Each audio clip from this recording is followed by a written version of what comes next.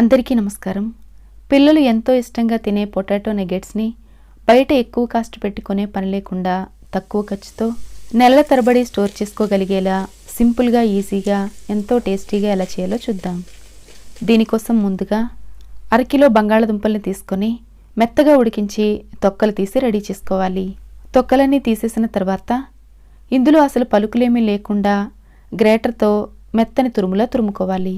ఇలా తురుముకున్నా పర్లేదు, లేదా మ్యాషర్తో మ్యాష్ చేసుకున్నా పర్లేదు. ఇలా అంతా రెడీ చేసుకున్న తర్వాత స్టవ్ మీద కడాయిలో 2 స్పూన్ల నూనె వేసి ఒక ఉల్లిపాయని సన్నగా కట్ చేసిన ముక్కలు వేసి మంట మీడియం ఫ్లేమ్లో ఉంచి కొద్దిసేపు కలుపుతూ వేయించాలి. ఇవి ఈ మాత్రం వేగిన తర్వాత 1 స్పూను అల్లం వెల్లుల్లి పేస్టు, తినే కారానికి తగ్గట్టు 10 వరకు పచ్చిమిర్చీలను మెత్తగా దంచి వేసుకోవాలి. ఇందులో పచ్చివాసన పోయే వరకు 2-3 నిమిషాల పాటు కలుపుతూ వేయించిన తర్వాత గ్రేట్ చేసి పెట్టుకున్న బంగాళదుంప తురుమంతా వేసి ఇందులో రుచికి సరిపడా ఉప్పు, 1/2 స్పూను మిరియాల పొడి, 1 స్పూను ధనియాల పొడి, 1/2 స్పూను వేయించి దంచిన జీలకర్ర పొడి, 1 స్పూను చాట్ మసాలా, 1 స్పూను ఆమ్చూర్ పొడి వేసుకుని ఇదంతా ఇందులో కలిసేలా బాగా కలపాలి. ఇది అడుగంటిపోకుండా ఉండేలా మంట మీడియం ఫ్లేమ్లో కానీ లో ఫ్లేమ్లో కానీ ఉంచి మాత్రమే కలుపుకోవాలి. ఈ మసాలాలన్నీ వీటికి చక్కగా పట్టి ఈ దుంపల్లో ఉండే తేమంతా పోయేలా కొద్దిసేపు కలుపుతూ ఉడికించాలి. ఇదంతా ఇలా ముద్దగా తయారైన తర్వాత చివర్లో కొద్దిగా తరిగిన కొత్తిమీర కూడా వేసి ఇదంతా బాగా కలిపి స్టవ్ ఆఫ్ చేసుకుని పూర్తిగా చల్లారనివ్వాలి. ఈ పొటాటో నగ్గెట్స్ని డీప్ ఫ్రిడ్జ్లో స్టోర్ చేస్తాం కాబట్టి దుంపల్లో ఉండే తేమంతా పోయేలా ఇలా కుక్ చేసుకున్న తర్వాత స్టోర్ చేసుకున్నట్లయితే ఇందులో నీళ్లు ఊరకుండా ఎక్కువ రోజులు నిల్వ ఉంటాయి. ఇది చల్లారేలోగా పొటాటో నగ్గెట్స్ క్రిస్పీగా కరకరలాడుతూ రావడం కోసం ఇలా పాలల్లో వేసుకుని తినే కార్న్ఫ్లేక్స్ని తీసుకోవాలి. అయితే ఒడియాల్లా నూనెలో వేయించుకుని దొరికేవి కిరాణా షాప్స్లో దొరుకుతాయి కదా, వాటిని మాత్రం దీనికోసం యూజ్ చేయకూడదు.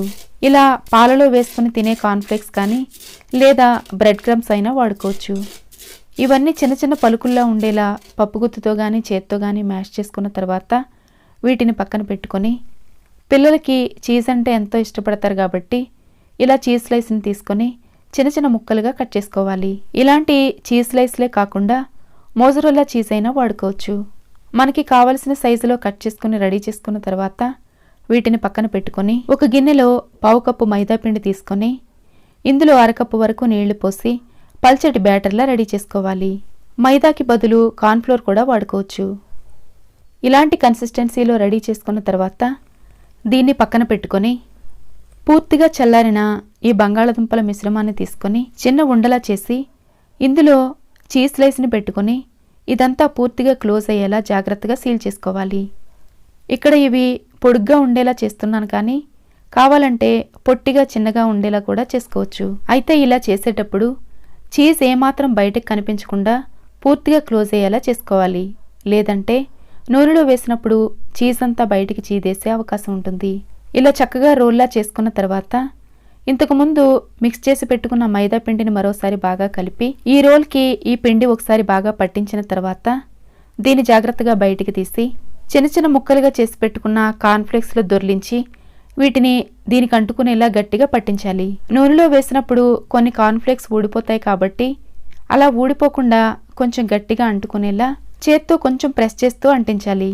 ఇలా పట్టించిన తర్వాత ఎక్స్ట్రా ఊడిపోయేలా ఉన్న వాటిని కొంచెం దులిపి తీసేసి వెంటనే తినడం కోసమైతే వేడివేడి నూనెలో డీప్ ఫ్రై చేసుకుని సర్వ్ చేసుకోవడమే. లేదా ఇలా అస్సలు గాలి తగలని ఎయిర్ టైట్ కంటైనర్లో వేసి డీప్ ఫ్రిడ్జ్లో పెట్టుకుని 9 నెలల పాటు స్టోర్ చేసుకోవచ్చు. అయితే నూనెలో వేయించే ముందు ఇలా ఫ్రిడ్జ్లో నుంచి బయటికి తీసి పెట్టుకుని కొద్దిసేపు అలాగే ఉంచి కొంచెం నార్మల్ టెంపరేచర్లోకి వచ్చిన తర్వాత వేడివేడి నూనెలో డీప్ ఫ్రై చేసుకోవాలి. అయితే నూనె బాగా కాగిన తర్వాత మాత్రమే వీటిని వేసుకోవాలి.